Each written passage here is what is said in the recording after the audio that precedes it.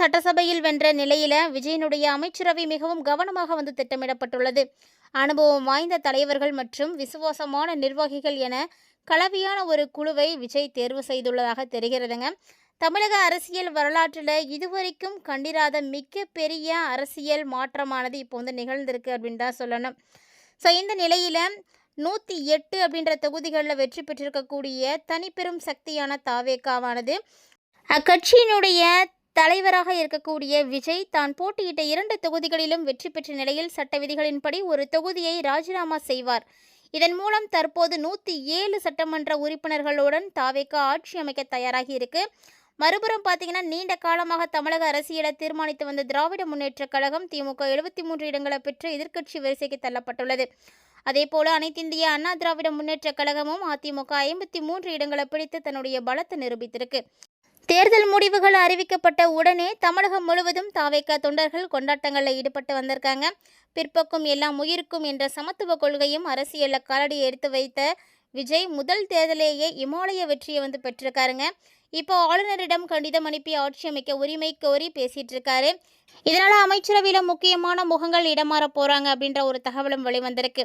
கட்சியினுடைய பொதுச் செயலாளராகவும் விஜயனுடைய வலதுகரமாகவும் செயற்பட்ட புசியோ ஆனந்திற்கு அமைச்சரவையில் மிக முக்கியமான துறையானது ஒதுக்கப்பட்டுள்ளதாக கூறப்படுதுங்க. கட்சியின் கட்டமைப்பை வலுப்படுத்த அவருக்கு உள்துறை மற்றும் பொதுப்பணித்துறை போன்ற துறைகள் வழங்கப்பட வாய்ப்புகள் நிறைய இருக்கு.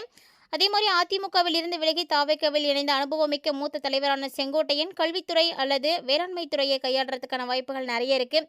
ஏன்னா இவருடைய நீண்டகால அரசியல் அனுபவம் புதிய ஆட்சிக்கு பலம் சேர்க்கும் அப்படின்றது எல்லாருடைய எதிர்பார்ப்பாகவும் இருக்கு. அதே போல ஆதவ் அர்ஜுனாவினுடைய இந்த ஒரு பயணமும் பார்த்திங்கன்னா இவருக்கு நிறைய யூகங்களை வந்து ஏற்படுத்தி கொடுக்குது. ஸோ அர்ஜுனாவுக்கு தொழில்துறை இல்லைனா நிதி போன்ற முக்கிய பொறுப்புகள் வழங்கப்படலாம் அப்படின்னு எதிர்பார்க்கப்பட்டு இருக்குங்க. ஸோ இந்த நிலையில் இது தவிர கட்சியினுடைய ஆரம்ப காலத்திலிருந்து விஜயோடு பயணித்தவர்களுக்கும் திறமையான இளைஞர்களுக்கும் அமைச்சரவையில் வாய்ப்புகள் நிறைய வழங்கப்பட இருக்கு. சட்டமன்றத்தை வழிநடத்தக்கூடிய கௌரவமிக்க பதவியான சபாநாயகர் பதவிக்கு 2 பேரில் 2 பெயர்கள் ரொம்ப பலமாக வந்து பரிசீலிக்கப்பட்டு வருதுங்க. ஸோ விஎஸ் பாபு மற்றும் ஜேசிடி பிரபாகர் ஆகிய இருவருள்ள யாராவது ஒருவருக்கு தான் அந்த வாய்ப்பு வந்து கிடைக்கிறதுக்கு அதிக வாய்ப்பு இருக்குது. ஸோ இவங்க 2 பேருமே சட்டமன்ற நடைமுறைகளை நன்கு தெரிஞ்சவங்க அப்படின்றதுனால புதிய அரசின் நிர்வாகத்து திறனுக்கு இவங்களுடைய உதவியானது கண்டிப்பாக தேவை அப்படின்ற ஒரு நிலைக்கு வந்திருக்காங்க. ஸோ தாவேகாவினுடைய எந்த வெற்றி தமிழக அரசியல் ஒரு மிகப்பெரிய திருப்பு முனையை வந்து ஏற்படுத்தியிருக்கு என்றாலுமே கூட ஆட்சி பொறுப்பு அப்படிங்கிறது பல்வேறு சவால்களை உள்ளடக்கியது. 107 இடங்களோட மைனாரிட்டி ஆட்சி அமைக்கக்கூடிய விஜய் மக்களுடைய அடிப்படை தேவைகளையானத கல்வி, மருத்துவம், வேலைவாய்ப்பு, மாநில உரிமைகள் ஆகியவற்றிலெல்லாம் எத்தகைய மாற்றங்களை கொண்டு வர போகிறார் அப்படின்றது எல்லாருடைய கேள்வியாக இருக்குங்க. ஸோ திமுக மற்றும் அதிமுக ஆகிய 2 பெருங்கட்சிகளும் வலுவான எதிர்க்கட்சிகளாக வந்து செயல்பட போகிறாங்க. ஸோ இதுக்கு அப்புறமே மாற்றம் ஒன்றை நிலையானது என்பதற்கு ஏற்ப தமிழகத்தினுடைய அரசியல் களம் இப்போ வந்து ஒரு புதிய திசையை நோக்கி வந்து நகர தொடங்கியிருக்கு. கோடிக்கணக்கான ரசிகர்களுடைய கனவு நாயகனாக இருந்த விஜய் தற்போது தமிழகத்தினுடைய முதலமைச்சராக அரியணை ஏற போகிறாரு. ஸோ கோடிக்கணக்கான மக்களுடைய இதயத்தில் இடம் பிடித்த இவர் மக்களுடைய நம்பிக்கையை வந்து காப்பாற்றுவாரா அப்படின்றத பொறுத்து இருந்ததை நம்ம பார்க்கணும். விஜய் அவர்கள் என்னதான் 108 இடங்களை கைப்பற்றி இருந்தாலுமே கூட அவங்க சொல்லியிருக்கக்கூடிய 118 அப்படின்ற இலக்கை வந்து இவர் எட்டலை. அது வந்து தவறியிருக்காரு. தமிழக சட்டப்பேரவையில் மொத்தம் இருக்கக்கூடிய 234 தொகுதிகளில் ஆட்சி அமைக்க 118 எம்எல்ஏக்களுடைய ஆதரவு கண்டிப்பாக வேணும். ஆனால் தாவேகா 108 இடங்களை மட்டும்தானே பெற்றிருக்கு. ஸோ விஜய் வந்து 2 தொகுதிகளில் வென்றிருக்கிறதுனால ஒரு தொகுதியை வந்து கண்டிப்பாக ராஜினாமா வந்து செய்யணும். சபாநாயகர் ஒருவரை வந்து நியமிக்கிறார் அப்படின்னா நம்பிக்கை வாக்கெடுப்பின் பொழுது தாவேகாவினுடைய பலம் 106ஆக வந்து குறையும். ஸோ இதனால் ஆட்சி அமைக்க விஜய்க்கு இன்னும் 12 எம்எல்ஏக்களுடைய ஆதரவு கட்டாயம் தேவை. இப்போ பார்த்தீங்கன்னா திமுக மற்றும் அதிமுக கூட்டணியில் இருக்கக்கூடிய சின்ன கட்சிகள் மொத்தம் 20 இடங்களை வச்சுருக்காங்க இல்லையா. திமுக கூட்டணியில் காங்கிரஸ் 5, விசிக 2, கம்யூனிஸ்ட் கட்சி 4, ஐயுஎம்எல் 2, தேமுதிக 1, அதிமுக கூட்டணியில் பாமக 4, பாஜக 1, அமமுக 1. இந்த கட்சிகளில் ஏதாவது ஒன்று இல்லைன்னா அதுக்கு மேற்பட்ட கட்சிகள் இந்த கூட்டணியை விட்டு வெளியேறி தாவேகாவுக்கு கண்டிப்பாக ஆதரவு கொடுக்கணும். அளித்தா மட்டும்தான் விஜய் முதலமைச்சர் ஆக முடியும். இல்லை அப்படின்ற பட்சத்தில் துங்கு சட்டசபை பேரவை அமைந்திருக்கு.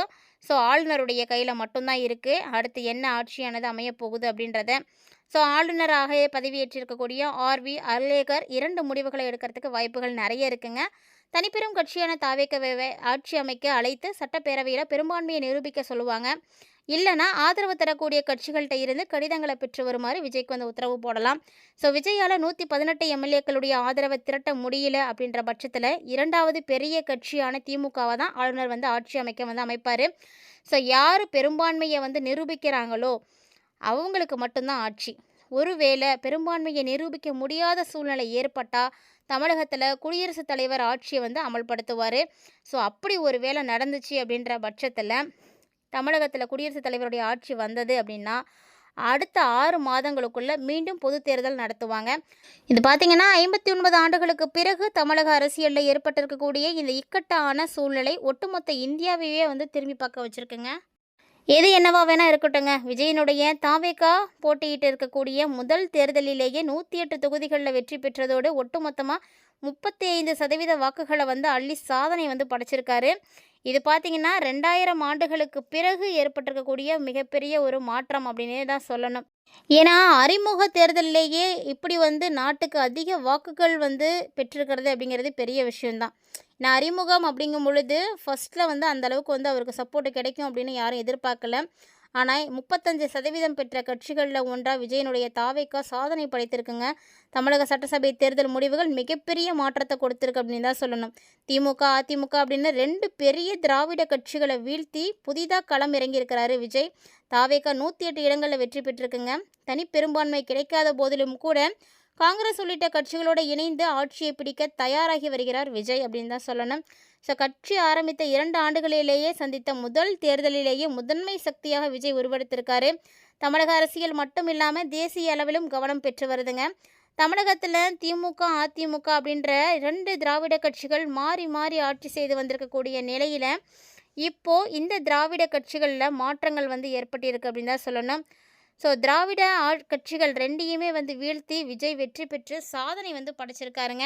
இது வந்து மிகப்பெரிய அளவில் வந்து எல்லாருக்குமே வந்து தாக்கங்களை ஏற்படுத்தியிருக்கு.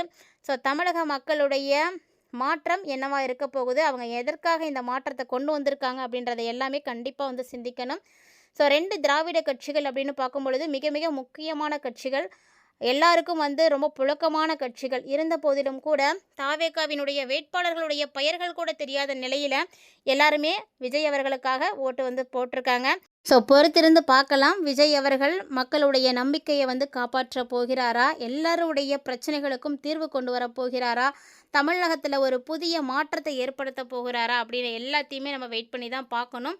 ஏன்னா இன்னும் வந்து அவர் பதவி ஏற்கலை. ஸோ இப்போதைக்கு பார்த்தீங்கன்னா லீடிங்கில் இருக்கார்.